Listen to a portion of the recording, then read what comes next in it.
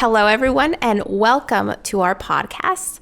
We are two sisters who love movies, and we love talking about movies and sharing with you guys all of our insights and our excitement of watching these movies. We watch movies as old as from the 1920s and all the way to modern today. So thank you for joining us. And today we are going to talk about a very famous movie that was Best Picture of 1940. It's Rebecca.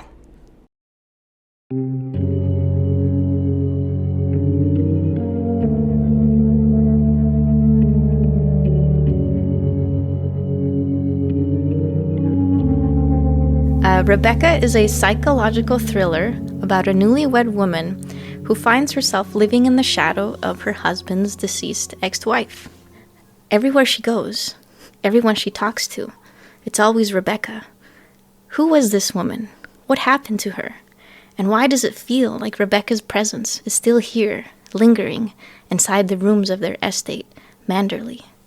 Well, let's find out alongside the protagonist, who in the entire film and in the novel is never given a name. So, Rebecca, so thanks for that intro, Sarah. Now we're going to talk about why what we think is so special about this movie that it deserves a podcast. And so from my perspective, I love this movie because it really is a story about feeling like you're not your partner's or your lover's number one love of their life. And this woman, throughout the entire film, she feels this way. She's not good enough. So I really think that applies to a lot of people and in their relationships. What about you, Sarah? Yeah. So for me, it's kind of a personal question, but this is very biased for me. This is one of my favorite childhood movies. It's just one of my favorite stories of all time. I think about it a lot. It'll just pop into my head randomly, but I love it because it's a, it reminds me of just the classic ghost story, but done in a very unique way. And it's a Hitchcock movie, so it has what you would expect from a Hitchcock movie. It's just great. I love it so much.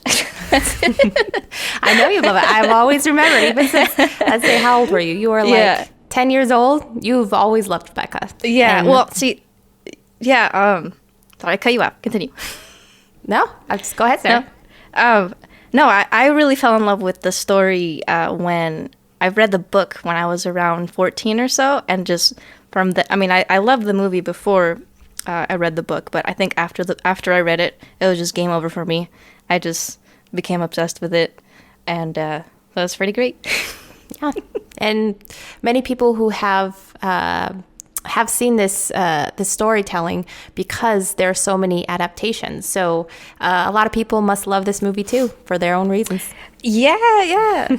It's a famous story. It's great. Okay, So we can talk a little bit about a little history and background for 1940 Rebecca. So, Alfred Hitchcock's film Rebecca is a psychological thriller which stars Joan Fontaine, Laurence Olivier, and Judith Anderson. Produced by David O. Selznick, the film was released in 1940 and is based on Daphne DuMaurier's popular novel of the same title, Rebecca. Nominated for 9 Academy Awards, the 1940 film Rebecca took home Oscars for Best Picture and Best Cinematography in black and white. The film Rebecca would not be the classic it is today had it not been for the collaboration between director Hitchcock and producer Selznick. Rebecca is Hitchcock's first production in America. After directing films in Britain like The 39 Steps and The Lady Vanishes, the British director had signed a contract in Hollywood with Selznick International Studios. From the beginning, Hitchcock and Selznick had disagreements on how to approach Rebecca. Hitchcock was very visual-based. He worked outwards to in, conceiving visuals and action first, then implying characterization. Whereas Selznick was the opposite. He emphasized character and a faithful adaptation of the novel. However, their collaboration proved successful, as the film has gone on to be a classic and has been adapted many, many, many times. The success of Rebecca is also due to author Daphne DuMaurier's timeless story. By the time the film was in production, the novel had already become a bestseller, and it had been adapted as a radio drama, a play, and a newspaper serial. After producer Selznick purchased the rights to Rebecca, which sold for the same price as Margaret Mitchell's Gone with the Wind, he sold the American radio rights to Orson Welles to produce a radio adaptation of the novel in anticipation for the film. And finally, in the spring of 1940, eager fans awaited the release of Rebecca. Dun dun dun. Dun dun dun. Nice. Hitchcock and Selznick, yeah. That was, it was that expensive. What was it? The price of, same with Gone with the Wind? It was the storyline? Yeah, Selznick bought the rights to film Gone with the Wind for $50,000, and it was the same price for Rebecca as well. That's what they agreed on for both authors. And both authors also declined writing the screenplays for the movies. So that's just fascinating. But yeah, it's crazy. Rebecca was a very popular story at the time too. They would make a lot of comparisons between Rebecca and Gone with the Wind just because they were both famous books around that came out around the same time. So now getting into the content of the movie. So we're splitting the movie into the beginning, the middle, and the end to share with you guys what we found was interesting. So the movie starts in Monte Carlo, and that's where you have the main characters meet each other. Maxim and the woman that is not named but is the star of the whole movie. I call her Caroline in my head because... What? Sorry, I burped. Okay, wait. So it's interesting because I think I see in your notes that you call her Caroline. Yeah, I do. I don't know. That is a very fitting name. I really like it. But I wonder if no. It's right. But I'm saying if that name might have came to you from subconsciously because Caroline, the painting of the woman. That lady is named Caroline. Is that why you gave her the name? That's why. That's why you gave her the name. Oh, okay. Never mind then. I'm sorry. But you're right that she doesn't have a name. Like, right, she doesn't. Okay. Yeah. Okay, so then that's a good name. You can call her Caroline or main character or might be. Well. Yeah. So a main character, which is not named, but we'll just call her Caroline. So Caroline and Maxim meet one another, and in that time she's working for Mrs. Van Hopper, who is a woman that back in the day when you'd have she has hired Caroline to be a companion for her, which in I guess in those days where you just hang out and you are a personal assistant and companion to a very either rich or a person of nobility. And so I really liked in the hotel when they first started showing all the outfits that the ladies wore were very shiny and they glistened all over. And I was very curious. I was like, I think that's sequence, and that all their outfits are glistening. And so because I love kind of checking out fashion and stuff, in the 1920s when they excavated in Egypt and in the tombs they would find like really shiny luxurious kind of like outfits that were really bright, that became just a part of fashion. And so I think that's probably why it's just at that time it was a thing, and they have a lot of women of high class wearing these sparkly dresses. So that is what caught my eye when I first started. That's cool. That was great.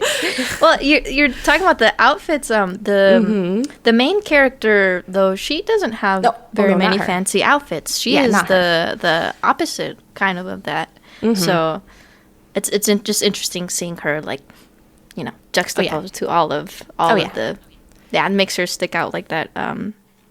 She comes off as the dull one or the the shy but Mm-hmm. yeah. So you were talking about Mrs. Van Hopper. And Mrs. Van Hopper. So I guess this kind of links to also with, because I think Mrs. Van Hopper is very, so as we mentioned before, there are a lot of adaptations of Rebecca, and I've seen a lot of them. I think I have about 4 or 5 of them that I've seen. And just later on, you'll see as well that there are a lot of female characters that are very strong-headed, and Mrs. Van Hopper is the first female character that you see, and that is like this. And kind of like how you mentioned, Sarah, how her outfit of the main character, her outfit is very plain, and because she's a humble character, a lot of other women in the movie are very strong, very outspoken, and Mrs. Van Hopper is one of those ladies. And so I'll loop back to her when we talk about Mrs. Danvers as well. Sure. Yeah. And yeah, so speaking of the main character, or as we were calling her, Caroline, yeah, I really enjoy seeing her character, who is very timid, very shy, like against the backdrop of everyone else who is the opposite.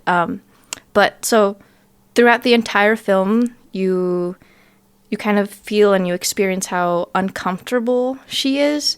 And so, yeah, the same way she feels uncomfortable throughout the film, so do we. And Joan Fontaine herself is also kind of, the actress was also a newcomer. This is her first big role. And she was also the last actor to be cast for the film, and most everyone on the set is like British, and so for her, she stood out herself as an actress. But yeah, so Joan Fontaine had just gotten married. She left her honeymoon to film her first big role, and yeah, this is another example of the collaboration between Hitchcock and Selznick, because Hitchcock actually was asking Selznick to hire an American actress to emphasize the main character's isolation. Yeah, but so opposite to her is Laurence Olivier, who plays Maxim, and he's very stern, almost a little angry. You feel as though he's hiding something. But it makes for a very interesting romance between the two. Because to me, when I watch it, I like them together. I like their romance. But you can't help having the feeling that something is kind of wrong and that they're not perfect. But it just keeps you very intrigued. Yes, no, you seeing them together. Yeah, you could definitely feel with Maxim that something's wrong with the guy. Like, yeah, and so because something's wrong with him. And he's angry, she's shy, and a part of you is almost like, is this a good idea? But you still see the love between them. Anyway. It just makes you want to keep watching. I feel that this version doesn't do kind of enough justice to like that relationship. It's now that I compare it with the other versions, I think that there's just not enough time. Like the other versions are like 3 hours long because they're UK miniseries. And I don't know about I don't know if you remember in the book if they had more emphasis, but maybe they just made it up for the UK series, that they had a lot more kind of dialogue. And so there were you could see the relationship build. And so in the older version, it was harder to see that deeper connection between the two characters, at least for me, comparing it with the other adaptations. So it was in the book. Was it that way? Was it still kind of is it going to work? It's kind of weird. I can't remember entirely for their relationship. Mm-hmm. It was more of my memory of reading the book is very much the memory of just the ambience of, well, we'll be going there soon, but Manderley, the estate where they live. I remember the feeling of it, the way they describe it, among other things. But I don't remember exactly their love story too much. I think it's because everything else is the emphasis of the movie. But their love story is very important in the movie too, in the story. Yeah. But yeah, so we can move on from the beginning towards the middle of the movie. So after Maxim and the main character, or Caroline, they meet and fall in love. Monte Carlo, they get married, and he invites her to go live in Manderley, his estate, huge estate, and there we meet another very important character to the story, very iconic character, Mrs. Danvers, played by Judith Anderson. Oh, okay, that's her name. Yeah, that's her. Oh, you didn't know that was her name? Oh, okay. No, You're like, who's Judith? Who's Judith? No, she's... Okay. Anyway, yeah. I got it. Yeah. So we meet her, and I think she was a stage actress. She came from theater, and she, to me, oh my god, she just sells the role completely. The moment you see her on screen, she's scary, she's intimidating, she has a whole presence to herself. Sometimes it feels like she's stealing the show. The way she holds herself, just walking across the screen, her head is very firm, and she's always dressed in black, and immediately you get the sense of, okay, here is conflict, here is the villain, or something bad's gonna happen again, because that's how you feel in Hitchcock movies. Always there's always something around the corner, always the suspense. But she's great. Yeah, and that's with this new character that comes in, kind of how I mentioned Mrs. Van Hopper. Like that's the second strong woman that is in the film that you see, and it just provides such a great contrast with who we're calling Caroline, because Caroline is she's so humbling. She's a humble girl. She's not confident at all, and these women are very confident. They know they know how they feel. They can express themselves very clearly, and so I think that these strong female characters are very intimidating, and it's part of the whole story of feeling. I think when I mentioned what I really like about this movie is feeling that you're like not number one, and it really impacts that of like, oh, this is not my story about me. This is a story about other people. Rebecca. I mean, the movie's called Rebecca. The book is called Rebecca. This is not about me, and so. So anyways, I just thought it was very interesting. No. Mrs. Danvers is I think she's very strong and very cool as well. I like all the strong ladies in this movie.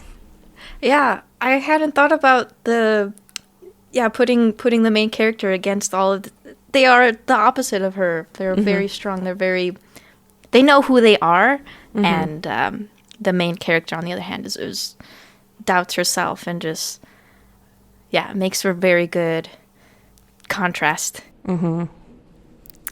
Yeah.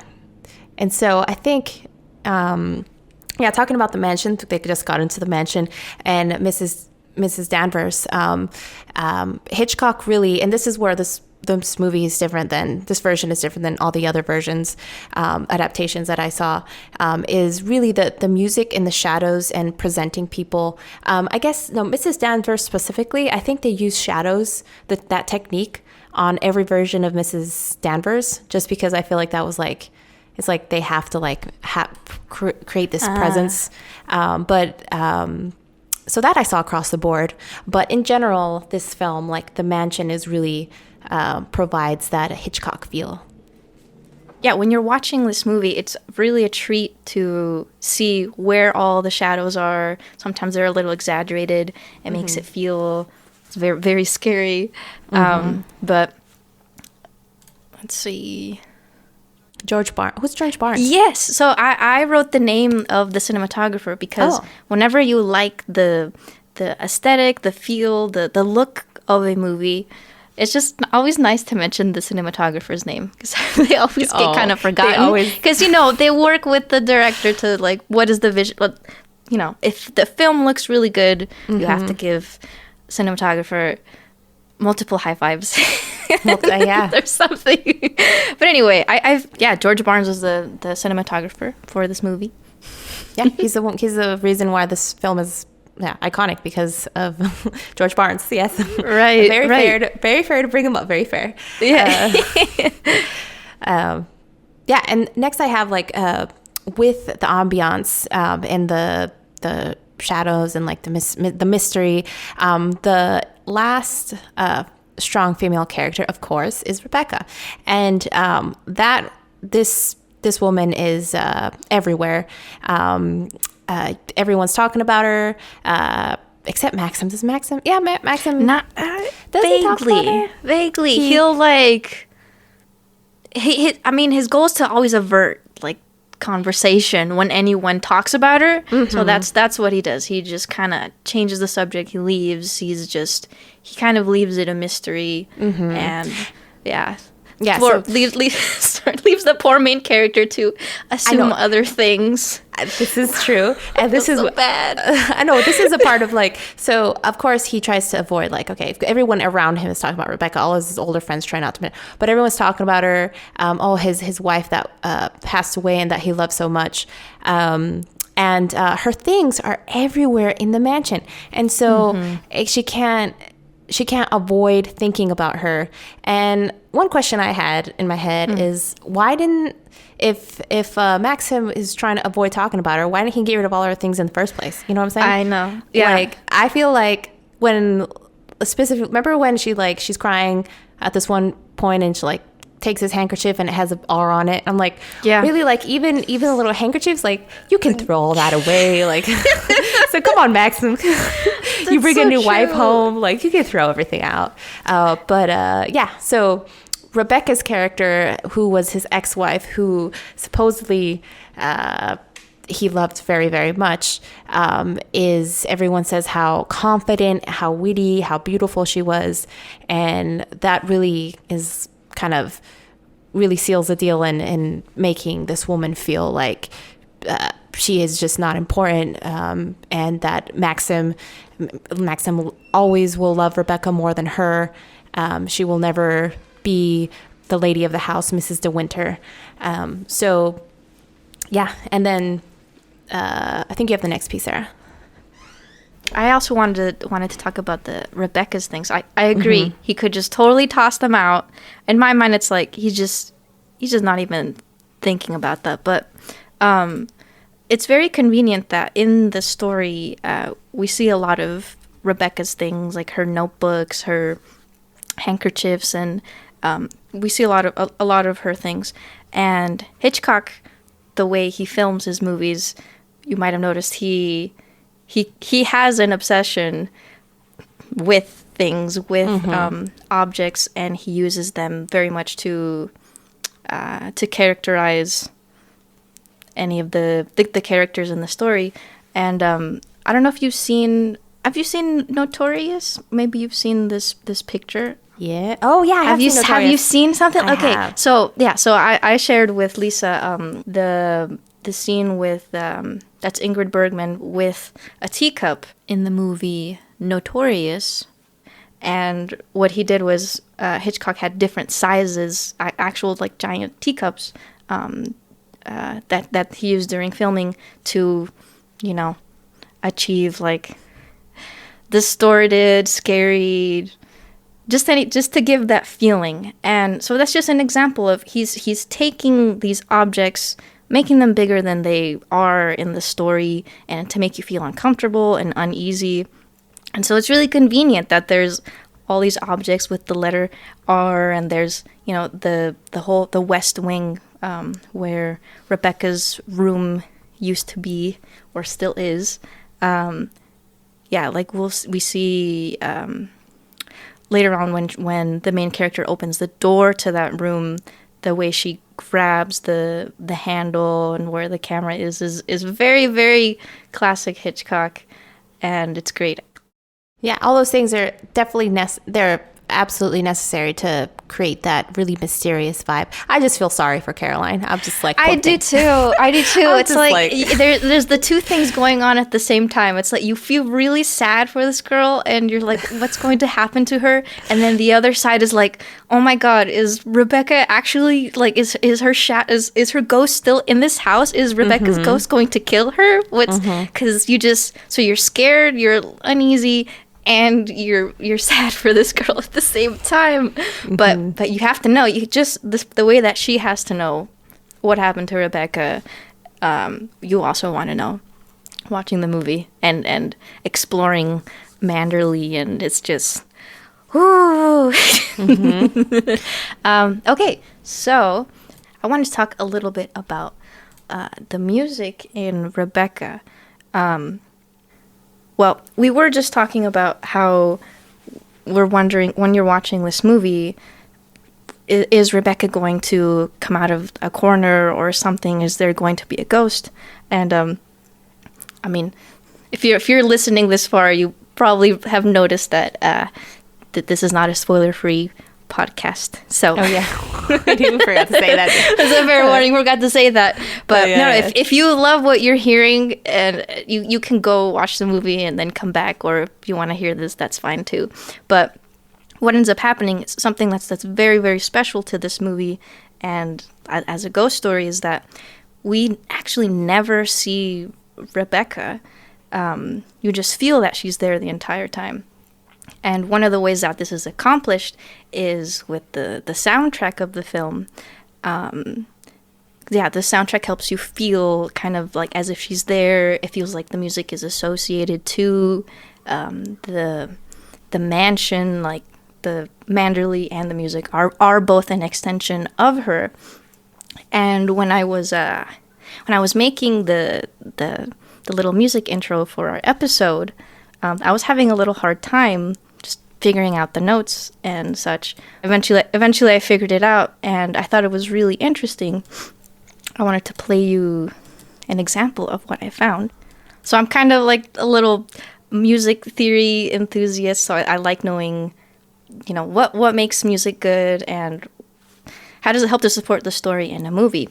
And this is, if you look at a piano and you just grab any note and you start playing the ascending notes at any note, like black and white keys, if you play them all just one at a time, that's called just chromatics, when you're just going up by a half step, and it sounds like this.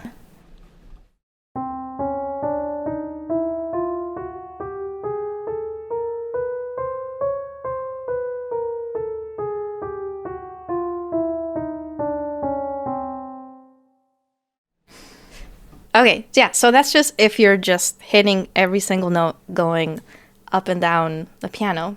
And those are called chromatics. And if you compare that with the Rebecca theme,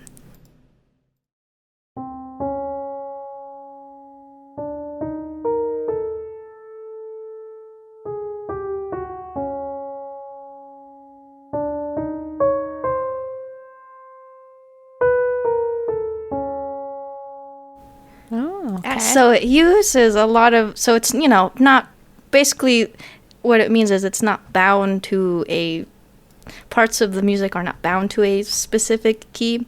And when you're playing all the notes just going up and down, it makes you feel very, very uneasy. Could you feel the like going up and then down and then going up and then down? You're like, where am I? What's going on? And so I'm sure you hear that a lot in other scary music and any other horror soundtracks, but this is the first, since I was really trying to understand and get something deeper out of the soundtrack. That's what I noticed, and I was like, yep, that's exactly why I feel so uneasy listening to it. That's what's going on in the background the whole time.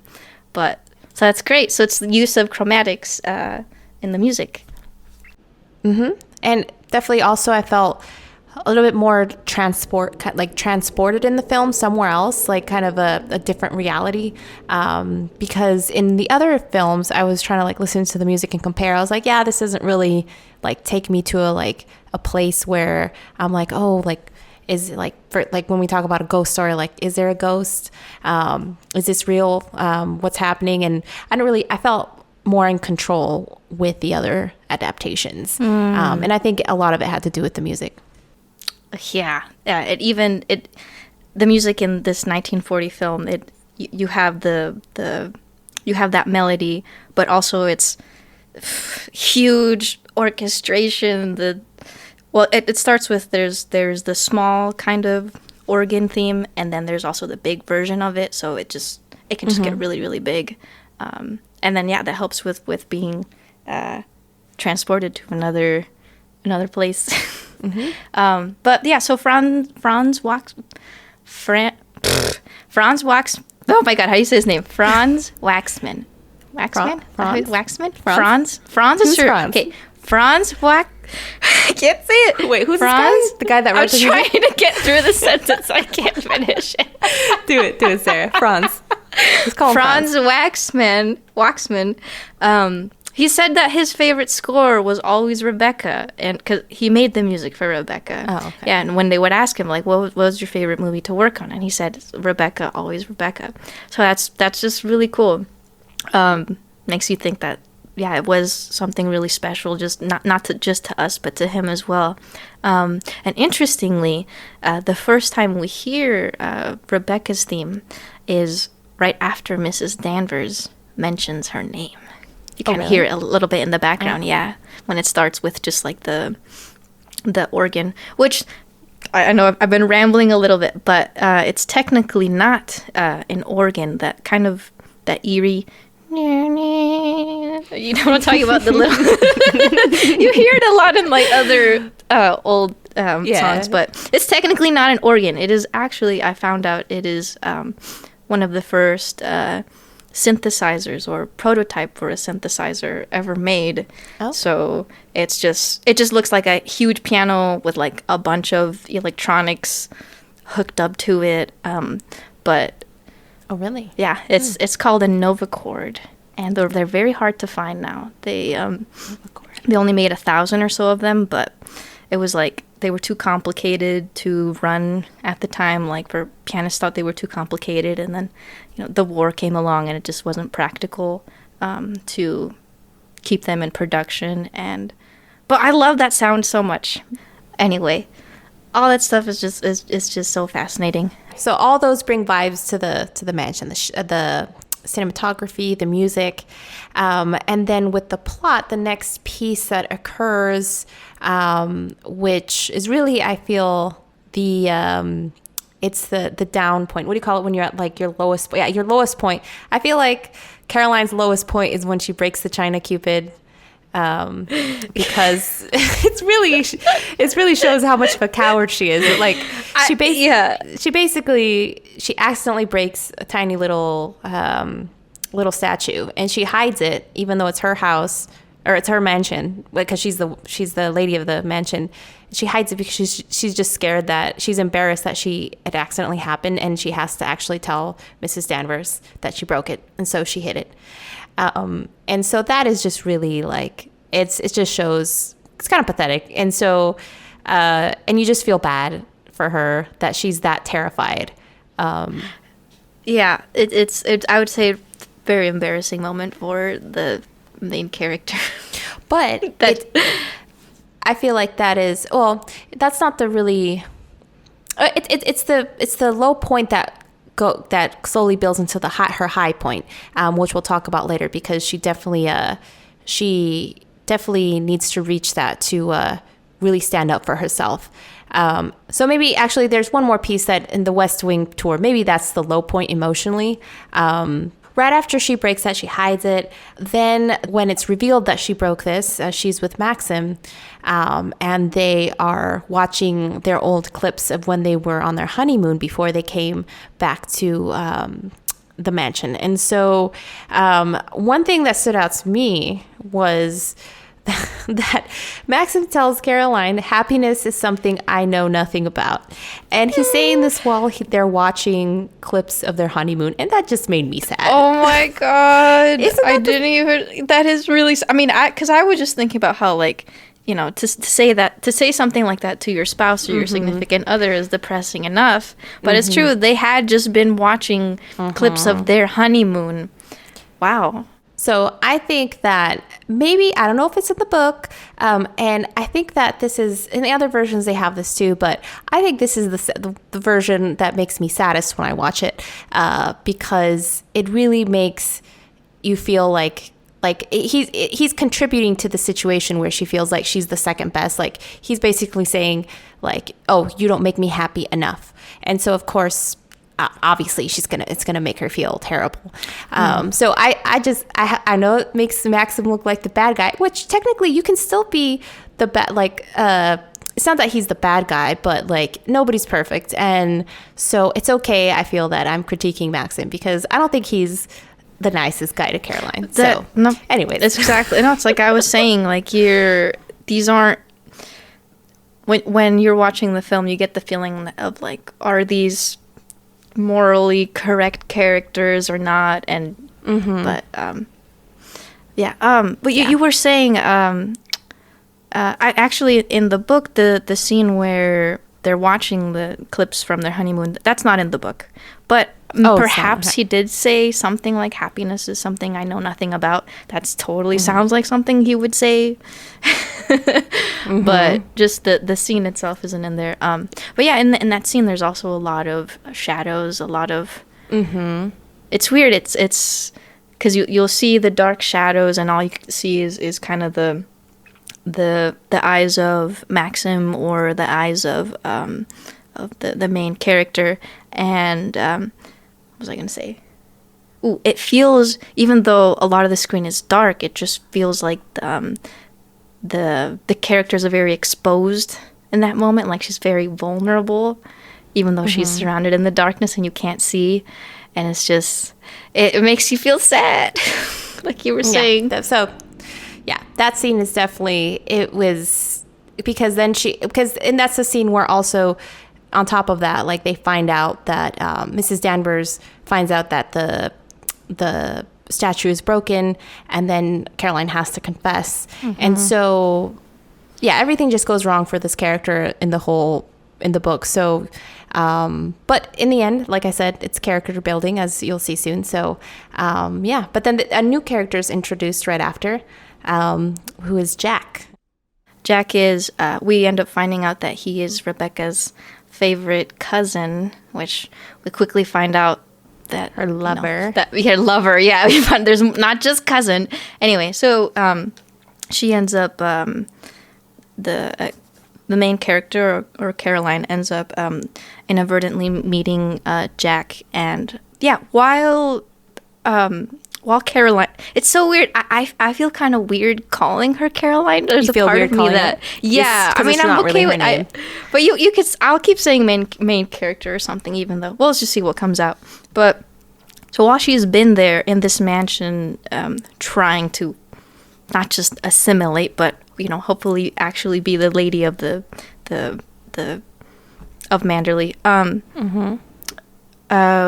We find out that the West Wing is actually Rebecca's old room, and the main character has been kind of looking at it from the corner, and because it was Mrs. Danvers that mentioned it to her, and on the day that Caroline meets Jack, she finally decides, I'm going to go into the West Wing, and then you have that shot with her opening the door handle.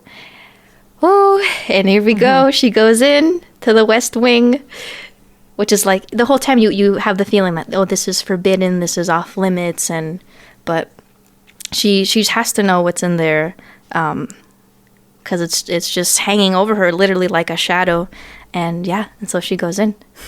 And yeah, so, and she goes in, she checks out the situation. Of course, you have the same kind of playing with the music and the shadows and the mystery of Rebecca's room, and then pops in Mrs. Danvers. And she is really what makes the whole scene creepy. Mrs. Danvers and her obsessiveness with all of Rebecca's stuff. Because Mrs. Danvers, she just loved Rebecca. And she was obsessed, I would say obsessed with her. With that obsession, it made me think of Mrs. Danvers' role in the house, and how really I think that she considered her family, because you know how they have so many series about having, servants and their relationships with their employees that they lived with for years, like what's it, Remains of the Day. You remember that one, Sarah? With Anthony Hopkins? I remember, but I haven't seen it in a long time. Oh, okay. I know it's very sad. So basically, I'm sure Mrs. Danvers, I don't know how long she had been there, but definitely she mentions that she was there the first day that Rebecca came to the home. But Mrs. Danvers, I was curious, Mrs. Danvers is a Mrs. And was she married? Is she a widow? Like, maybe she's very lonely in that regards. Maybe I'm assuming she's a widow. And Rebecca was really like her daughter, her family. And she is just very angry that this new lady has come to this house and thinks that she can replace Rebecca. So her like kind of anger towards her, and her, I don't know. I don't want to call her creepy, because I don't think the character is creepy. I think that Hitchcock does a very good job at making her feel like that. Like, we're just very scary. So yeah. I mean, she's a very, very interesting character. Definitely ominous, villainous. You feel scared watching, and it's not. I guess maybe it does feel a little creepy, but the biggest thing that comes across, with Mrs. Danvers is immediately you see how she's very, very obsessive over Rebecca, over her things, over the room, over the nightgown, over the bed, over the hairbrush, everything. She maintains the room exactly as it was since Rebecca had died, and that's not like, it's not a request that Maxim made or anything. It's just she just maintains it. What was I gonna say? That's also, I guess, a power thing too, because if Mrs. Danvers can have the house look like, she can keep it any way she wants, because Maxim obviously is detached and he's not paying attention. Then this new lady that's coming, Caroline, she's taking over the house, and Mrs. Danvers is really the lady of the house. She gets to say what's going to happen. Suddenly you have someone now who's going to take over. Like I said, as a servant who's been there for forever, and it's like, this is at my actual home. I live here. To have another woman come and be like, okay, now I'm in charge. It must be pretty annoying. I don't know how these people they spent their whole lives like with other people's families, but yeah. Anyways. Yeah. I mean, it's definitely, it's not. It's a different type of culture that it's different culture. We don't really know anything about. So the relationships that are going on there, it's hard to figure out. But when you're watching it, at least from my perspective, from Jesus's perspective, when I was rewatching this again, because I hadn't seen it in a long time, and watching the first West Wing scene when she does the tour, I just kind of, you were talking a little bit how Hitchcock makes it feel creepy, and it's almost, you start having, well, in my head, I started having what I call now the Danvers question, because now I'm like, wait a second, was there more than just, why is she showing, she's so proud of the nightgown, the underwear, when she says was distinctly, she in love with her? Yeah. Huh? Is that what you mean? Like, was she in love with her? Yeah, that's was Mrs. Danvers in love with Rebecca? They definitely make it sound that way. Not just with the Hitchcock vibe in the 1940s, but in all the versions, and I'm sure in the book as well. So in the book, it's Mrs. Danvers knew Rebecca since she was actually very young. Since she was like a child, so it makes it more. You're like, wait, what's happening? So she's known Rebecca a very, very long time. So some people interpret it as this is a unhealthy kind of mother-daughter relationship, but other people can also interpret it as is there something more there? Because it's and definitely through the Hitchcock lens, he kind of he implies it, but it's done still a little discreetly, for being 1940. But yeah, speaking of all this question of was she in love with Rebecca, I have a statement from. I sound like someone just called in this just in. I have a statement. No. Are we in court? No.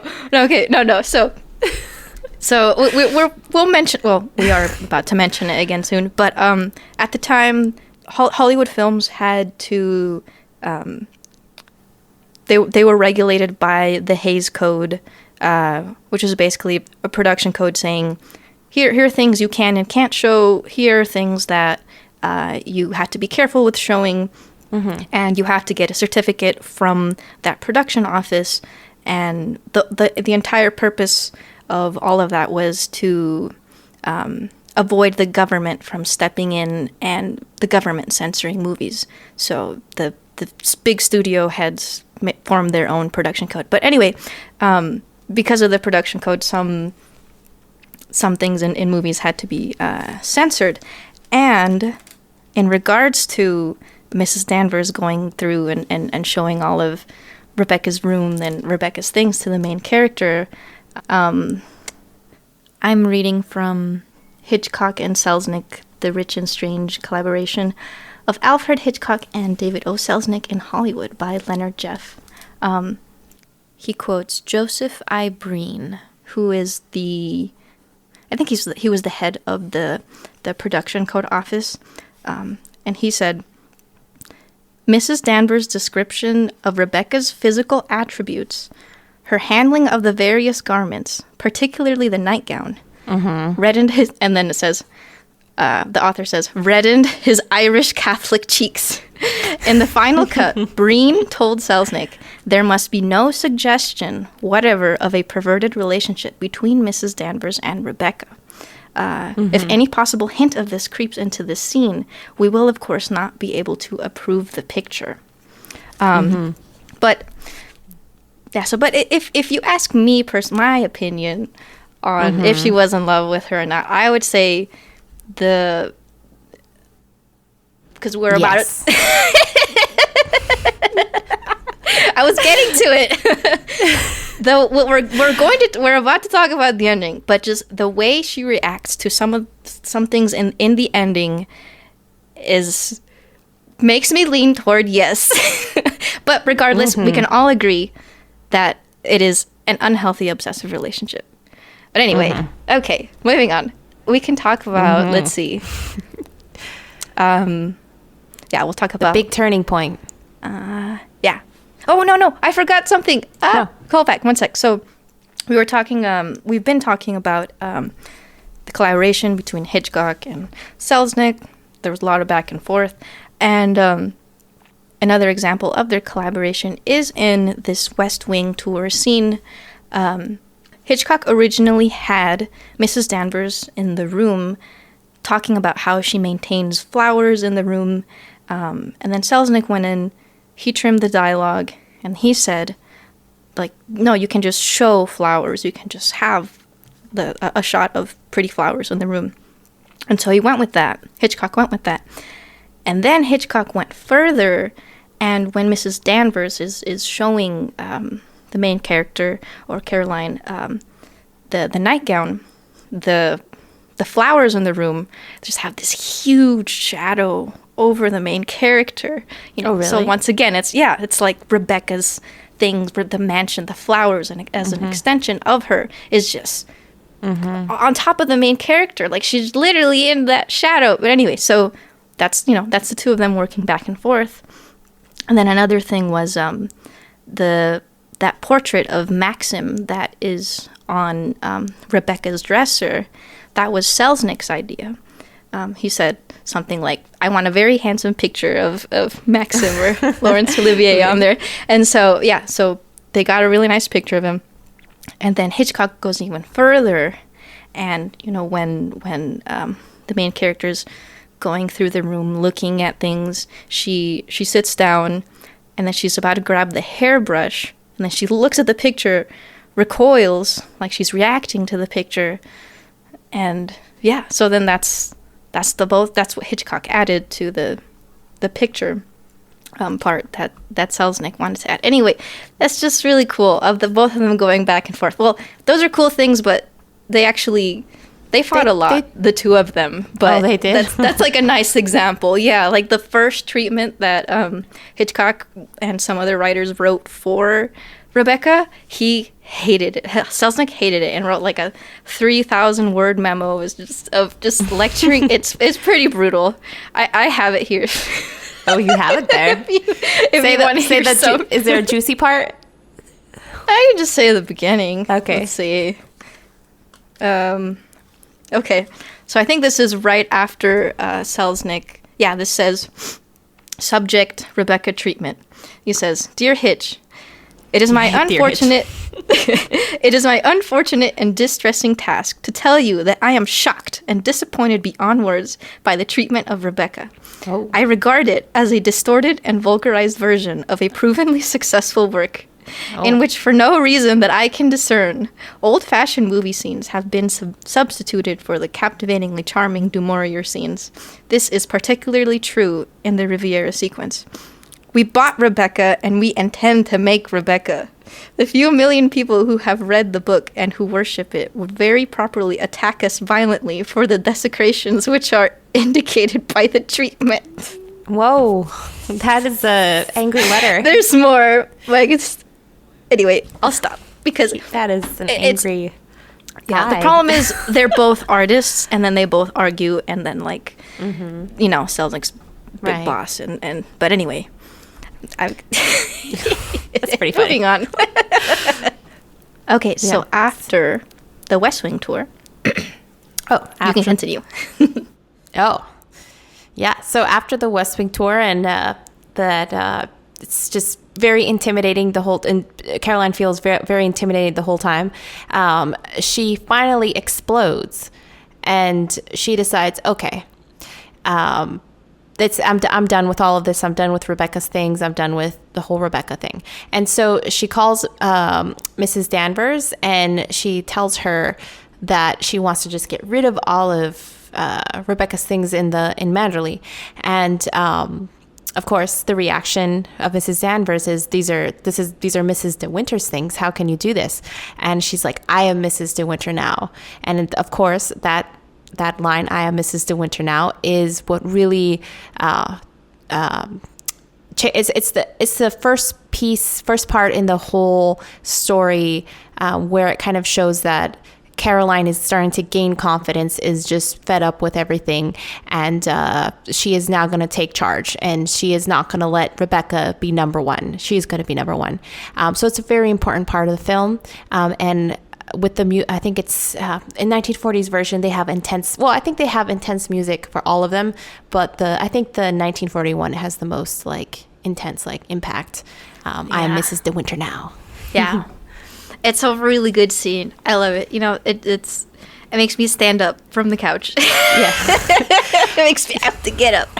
Yes, because it's exciting. It's a turning point. Yeah, because I probably watched all the different versions too soon, one after the other, and after feeling drained from every time, I was like, yeah, finally, every time that part of the storyline would come up, I was like, finally, we're here. I don't think they were meant to all be consumed at once. That's probably why. Yeah. It's pretty. That's why they're done throughout the years. Yeah. But so did you like did you like the way one character said it more than the other when they said that I am Mrs. De Winter, or did you? When the delivery. The delivery. That's a good point. I'm trying to think. I am Mrs. No, I think that because of the music, and I think that no, there's confidence. The 1979 one was pretty good too. But I would say no. I would say Joan Fontaine did the best. She did the best. Yeah, delivery. She's great.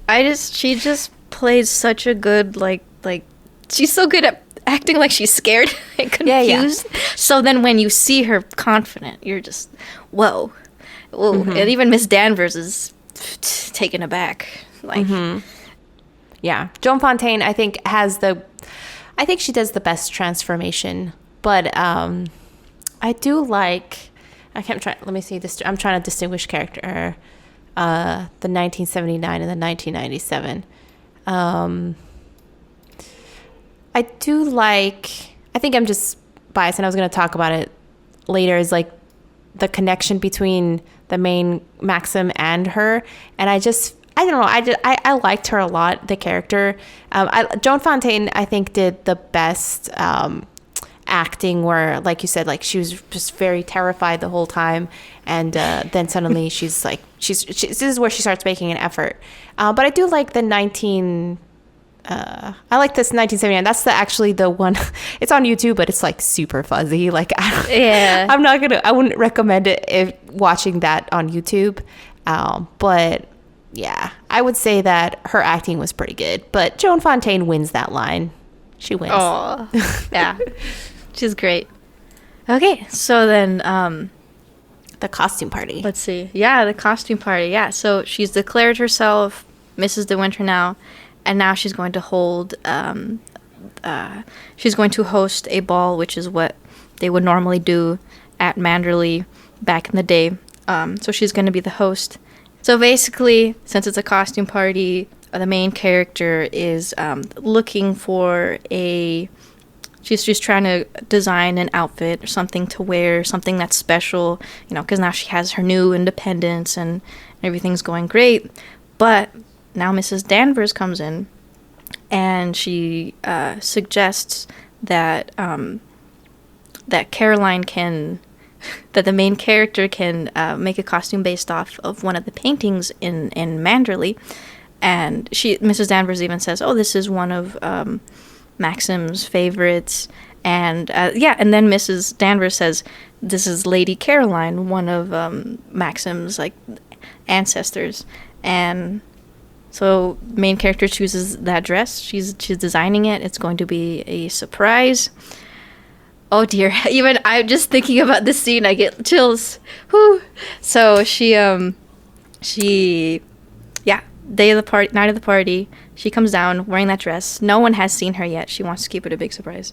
And she's so happy. She's so happy. Yeah, she is so happy. The happiest oh my she's God, been. so I'm talking about. Yes, just Joan Fontaine's face when she's walking. Like you can just tell this poor, like kind of.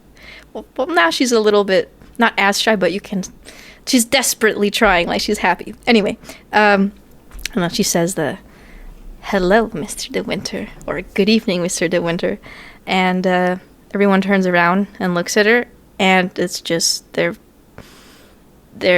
speechless. Maxim tells her to go change. He's very angry. She goes running up the stairs, and then she sees that the door to the West Wing is kind of open, and Mrs. Danvers has just gone in there. And now the main character has realized that Mrs. Danvers has betrayed her again, and she's got her eye on the target. She's going right in there. She goes into the room. I could narrate the whole movie. I know. I'm waiting. What's going to happen now, Sarah? Oh, you want to know what's going to... I mean, she goes in there. She says, like, "You knew she wore it. You knew it, and you deliberately told me." She says it like that a little bit, kind of. And, and then, Mrs. Danvers just pops off and says just like you don't deserve her things and all of that and this place. And she... Mrs. Danvers got sweet revenge. Sweet revenge, yeah, after the "I am Mrs. De Winter now." So, yeah, So they're getting back and forth, and that's how she got her. And, but yeah, that window scene... It's pretty dark. It is very, very dark. yeah, they're arguing. She's the main character is crying, and Mrs. Danvers is making her feel terrible, talking about Rebecca, still comparing her to Rebecca, and takes her to the window, says some other horrible things, and that scene is it gives me goosebumps, gives me chills. It's and I think she looks like she's gonna jump. Yeah, that's why it's scary. you want me to just tell everything? I was trying to leave a little mystery, but yeah, Mrs. Danvers. We'll just say that. Okay. She very convincingly, tries to, get her to jump out of a window. Get her to jump out the window. It's very dark. Very, very. But in that scene, no, she doesn't. The end. No, this is at the end. Can you imagine it? Just end there. She jumps. The end, and then Mrs. Danvers wins. Mrs. Danvers wins. Yeah, she's happy, and she just wipes her hands, and then she goes down. Yeah, and then she's like, I don't know where she is. I didn't do anything. What are you talking about? But we were talking about cinematography earlier, and how Hitchcock likes things, and all the shadows, and the way he uses close-ups is also very special and very selective, because as the scene is building up, the conflict between them is building up in that entire scene. It's getting more and more tense, right at the end when Mrs. Danvers says like it's so easy, you could just go on, right? And then bam, that's when you get the close-ups of just the two of them, and Mrs. Danvers is right next to the main character. Their faces are so close together, and there's the close-ups, and you just feel the intensity. It's so good. It's so good. It's like eating a spicy food, and you your face squints, and you're like, ooh. Yeah. And then bam, but that scene is that scene abruptly ends. There's fireworks, and they have found there's actually a shipwreck, and the divers have found another ship in the water, which ends up being Rebecca's ship, the boat that she supposedly drowned on. And and now the main character's got to go find Maxim and just find out what's going on. And this is, so we mentioned this is not a spoiler-free podcast, but this, if you are intrigued by anything at all that we have said from here on, are all of the twists and turns and what makes this story, this movie, really good. So here's the biggest spoilers of the entire movie. Yes. Caroline runs down to there's a little cottage by the shore near Manderley. That's a part of the property, and that's where she finds Maxim, who's hiding from everyone. And here is the big revelation, the big question that the main character has had the entire movie is, who is Rebecca and everything. And we find out that Maxim hated Rebecca. Rebecca was a bitch. Rebecca was a bitch. It was all a farce. Mm-hmm. Everything was a sham. It was all just perception. And Rebecca was unfaithful to Maxim. And she was mean. And he ended up trapped in that marriage because of family honor and all that. And was there something you wanted to say about the fact that he hated Rebecca? So I mean, telling her and describing how much he hated Rebecca, I think that is it is the point where Caroline finally feels like she is number one, and then her confidence just skyrockets, and then she becomes a strong woman herself. So I really think that is really where the character growth is shown, and that's what I like about this movie, is this very meek and scared woman just finally comes into her own. She knows who she is. She wants to be strong for Maxim, and she knows that she's number one and that Maxim actually does love her, and that it's not that she didn't bring him happiness because Rebecca brought him happiness. It's just that he was just, I would say, a little bit selfishly in his own little world of misery, and he just didn't let her in because of the misery, but that she was actually his lifeline. So I think that is it's a very beautiful moment for Caroline, and it just gives her the energy she needed, and for her to become the woman that we knew she could be the whole time. It's just she was just very the character, I think, was just very, very meek the whole time, and now she's strong. And also I saw, because I always talk about clothing, is that once after that scene, she's definitely dresses more like not like a little kind of, because before she's kind of like in skirts and like very, very cute clothing, I would say, very cute, and then she dresses very mature, kind of to represent that she's a more mature woman now. You're blowing my mind here. I hadn't even thought about that either. That's great detail. Because I remember some of the outfits she wears later, and then just thinking like, oh, that's a really cool outfit. But having that, like, now the way she dresses is different. That's no coincidence. That's great. That's great observation. But just as she is now, this main character is now gaining this confidence, her character and independence. She knows who she is now. Now she is at the risk of losing it all, because now she finds out the circumstances of Rebecca's death. Which now I have to bring up. Huh? Yeah, you gotta say it. Oh, I'm going to. Yeah, I was going to say. I have to. I have to bring up 14-year-old Sarah, who was reading this book. I think I read it because I just needed a book to read in school, and I saw they had Rebecca. I remember like it was hardcover, and it had the red letter R on it, like really big R, and I was like, oh, I know Rebecca, I'll read Rebecca. And so I was reading it, and I'm in like a science class, and I get to this part in the book, and then all of a sudden we find out. Well, I'll say what happens in the movie, because there's a huge difference between the two.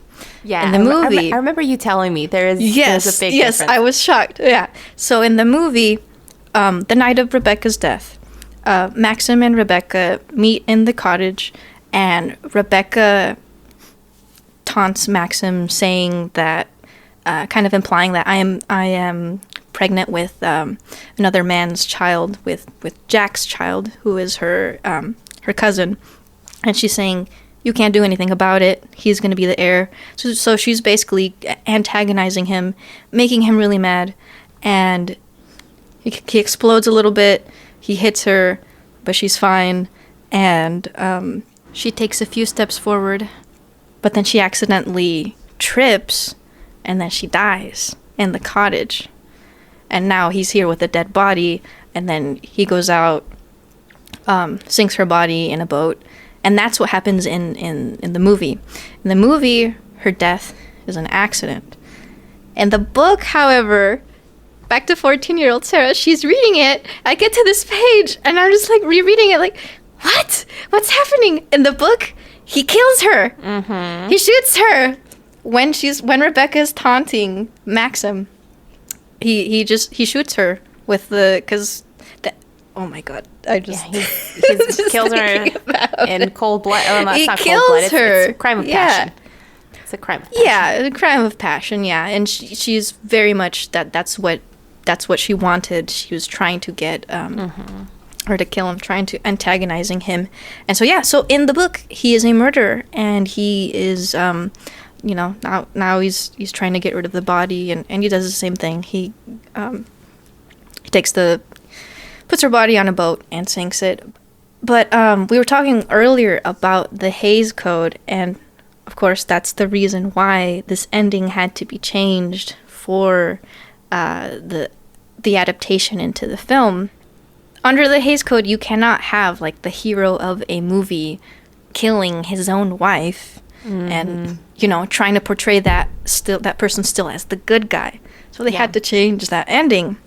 And it's interesting to think about, because the story still works both ways, because there's still the big mystery, there's still the big reveal, and because very quickly the back to the boat that has been found after the shipwreck, they find the body of Rebecca on that boat, and so now the story becomes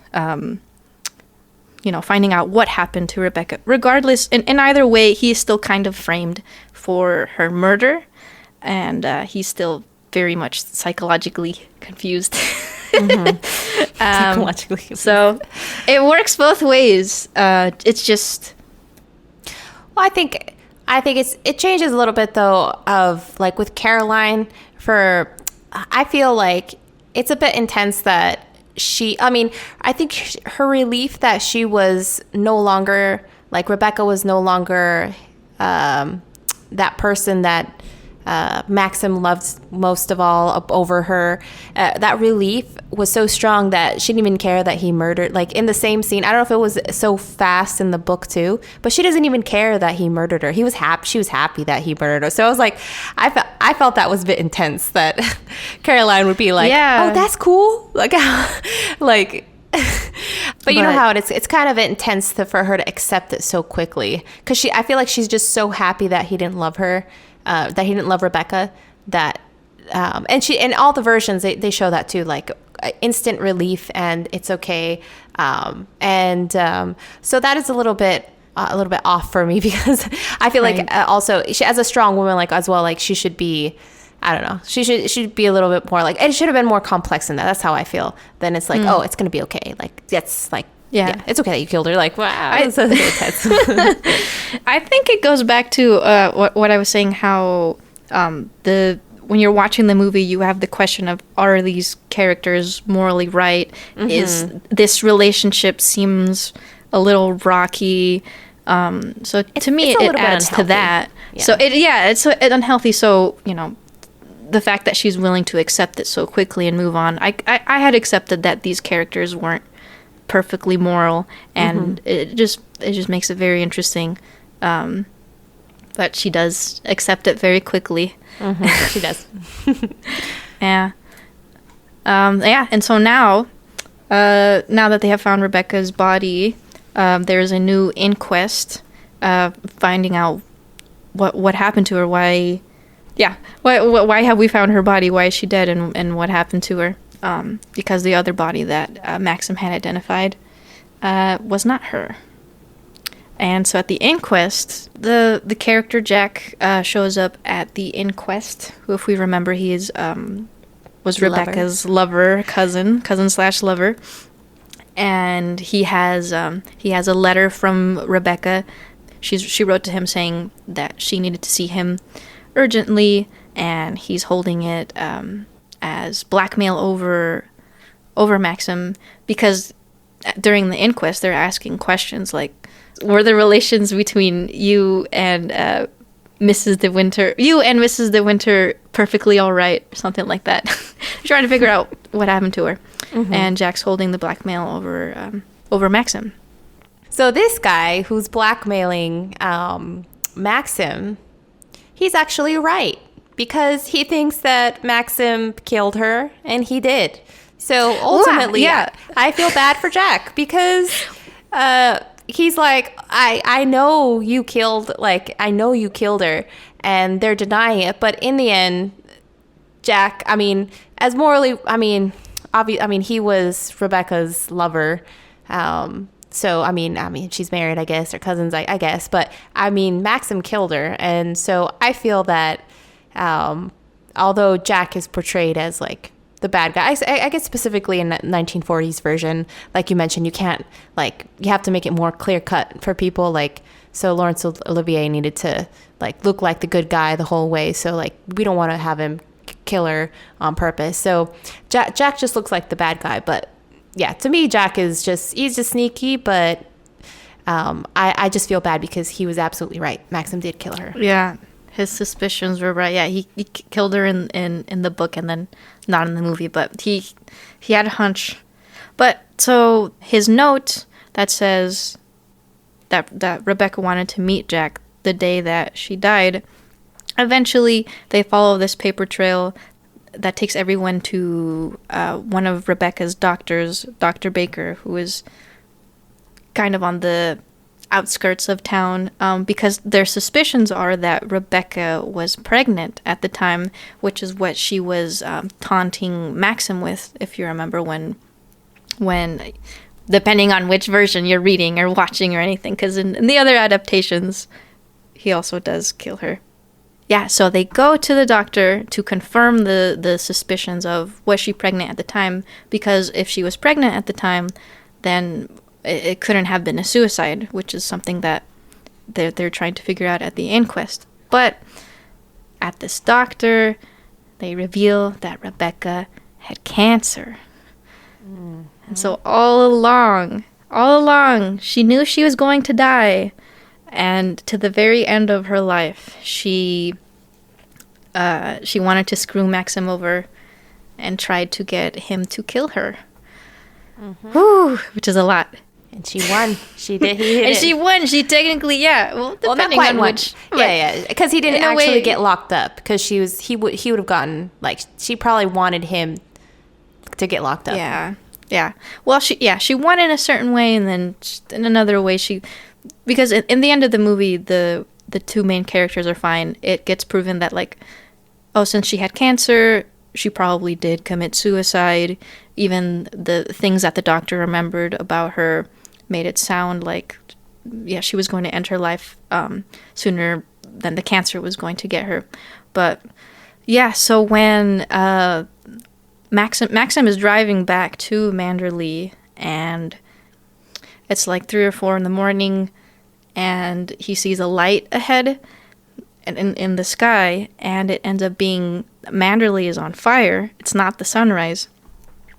And that is the final highest point in the movie, because so much has happened at this point. Like, I feel like you can't figure out which scene in this movie is supposed to be like the climax. Like, it just keeps outdoing itself. The climax should be the Maxim's revelation of the truth about Rebecca and her death. That should be it. But I mean, it's just it's a lot of stuff all over the place. But Manderley is on fire. And it's Mrs. Danvers. She set everything on fire. And we were talking about Mrs. Danvers and the Danvers question of, was she in love with Rebecca? And to me, for someone to be so distraught, because if you think, they show Mrs. Danvers during the inquest, and she's very upset, and they're revealing a lot of things about Rebecca's life that Mrs. Danvers didn't know about, and Rebecca didn't tell Mrs. Danvers about the cancer or about any pregnancy, which she wasn't pregnant, but these secrets, right? You see Mrs. Danvers reacting to finding out these secrets about someone that was very, very close to her, and then she sets the house on fire, the entire house. I just think those are the actions of someone who, I just feel like it could be love. It could be passion. That is just like, she is so distraught. In a way, it makes me feel like, okay, the love story, was I watching the love story between Maxim and the main character, or between Mrs. Danvers and Rebecca? Because to me, it's just, that is passion. It's a lot. Well, I think as a Gothic, because this is considered a Gothic story, right? Like, So it means, so primarily, like, I think what defines the Gothic era are like very like mysterious old mansions and ghosts, and I think that this, like, because I'm just thinking about other movies, like kind of like Jane Eyre. It literally ends the same way, ends with the Jane Eyre ends with the fire.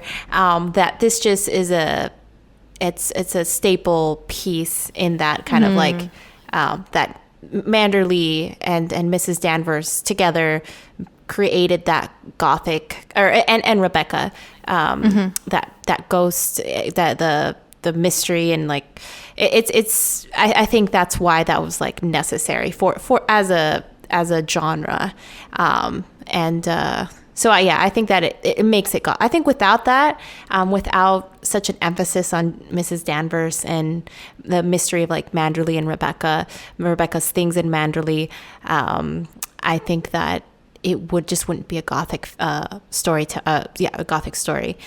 So yeah, but I definitely think that since it ends with this like dramatic Mrs. Danvers just setting everything on fire, this is a very intense reaction. She dies in the West Wing with all of Rebecca's things, and and so the last thing that I will mention about Hitchcock and Selznick's collaboration is that for the ending, Selznick, he wanted the smoke from Manderley, from the fire, to end up spelling a letter R in the sky. Really? I didn't see that. Yeah, it's not. Oh, it's not in there. It's not in there, is it? No, it's not in the movie. No, it's not. Okay. That's what Selznick wanted. But if you read that, at least me reading that, I was like, oh, that's a little too over the top. Well, you could do it kind of like not too obvious, but kind of, you could do it in a way that's kind of subtle, and you could only tell if you were really looking.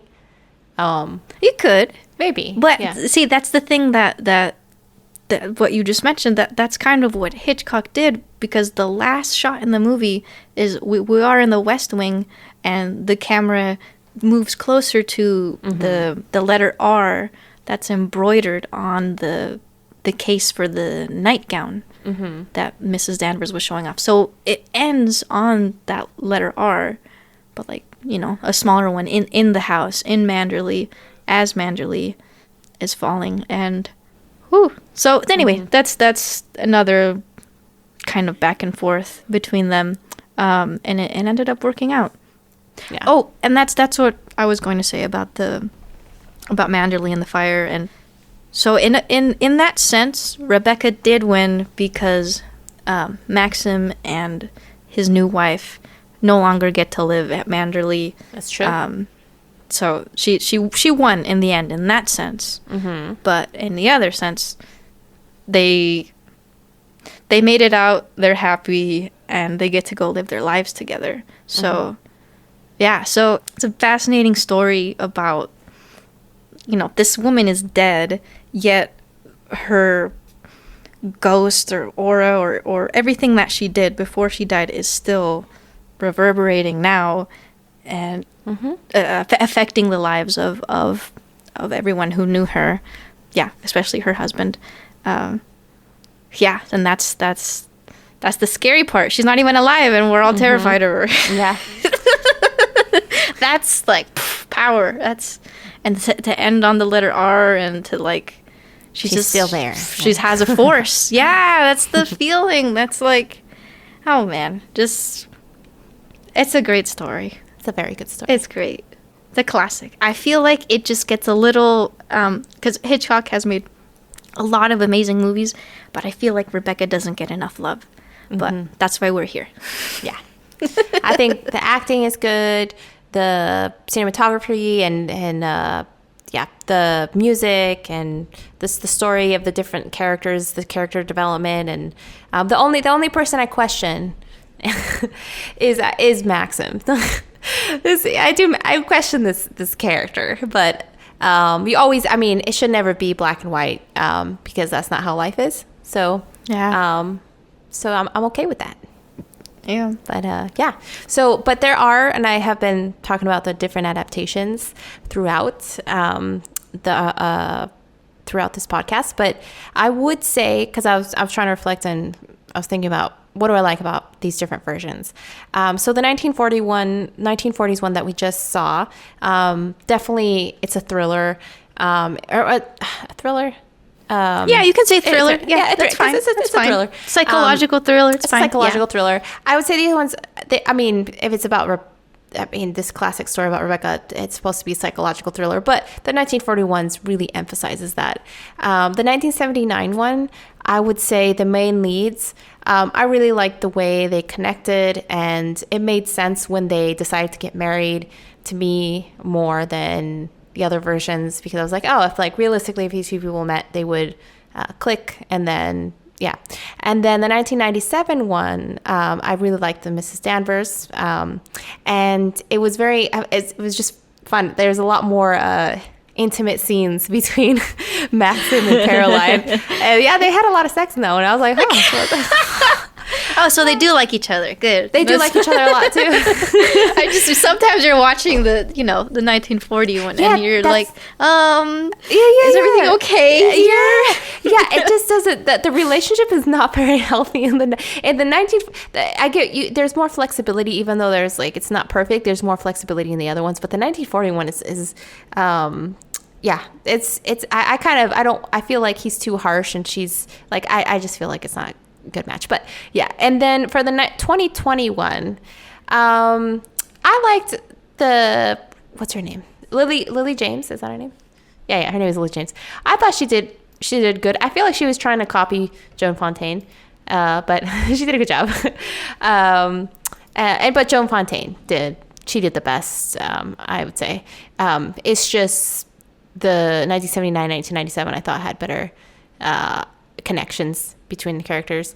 And I saw another version, actually, a 1960s one, but it's only like in 1 hour. Technically, it's only 45 minutes because it's a TV